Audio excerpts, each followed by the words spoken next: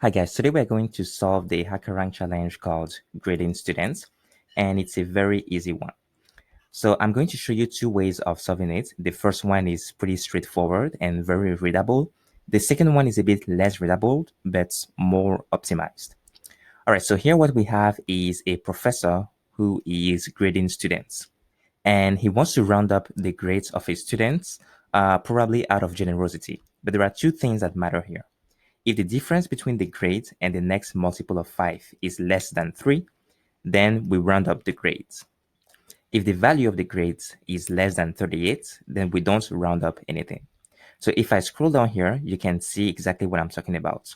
If the grade is 73, then the difference between 73 and 75 is only 2, so we can round up. If it's 67, then the difference is 3, and then we don't round up. If it's 38, we can still round up to 40, and that's basically the last roundup that we can do because 40 is the passing grade.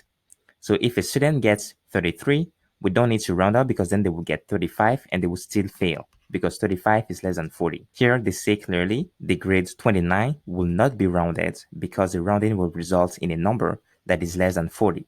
So even if you round it up, the student still fails. So that's what we have to do basically. We need to read the integers in a vector which corresponds to the grades of a student, and then we need to decide how to round them up. And when we are done with that, we need to return that vector. I'm going to start with an easy solution, which is I'm going to create an integer called n, and I'm going to be using that to find out what's the difference between the next multiple of 5 and the current grade. So now I can use a for each loop in C++ to iterate through the grades. So I can say for every grade inside our grades vector, I want to find out what exactly is the difference between the grade of the students and the next multiple of 5. So for that, I can use grades divided by 5, but I use the modulus operator, and that is going to return me the remainder. In this case, if I'm at 73 in the vector, then 73 modulus 5 is going to give me a remainder of 3. So now I can check if the remainder is greater than or equal to 3, I can round up the grades. To find out how to round up, I can simply say grade plus equals 5 minus n. So in this case, if the remainder is 3, like here for 73, 5 minus the remainder, which is 3, is going to give me 2. So I'm adding 2 to my grade to get 75. And then I need to make sure that I only do that if the grade is greater than or equal to 38, because anything else or anything less than that will cause the student to fail anyway, so we don't need to round up. And then when I'm done now, I can simply return grades. But notice that here, I'm returning the grades vector. So to avoid copying and make sure that I'm actually working on this vector, I want to pass it by reference. Another optimization that I want to do is return it by reference. So you can see I'm adding these ampersands here. I've talked about that in some previous videos, but these are just quick tricks that you guys can use. Okay, so let's run this algorithm.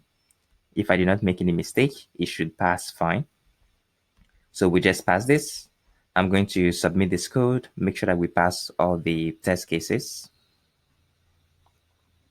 And we just did, but we can do a bit better. So two things that I added, you can see, are the references, because at first they were being copied. But if we don't want this algorithm to take any extra space, we can remove this n variable here. And in fact, I'm going to copy a line of code that I wrote previously. I can actually remove this here, this grade calculation and this conditional statement here. I can remove them and replace them with this.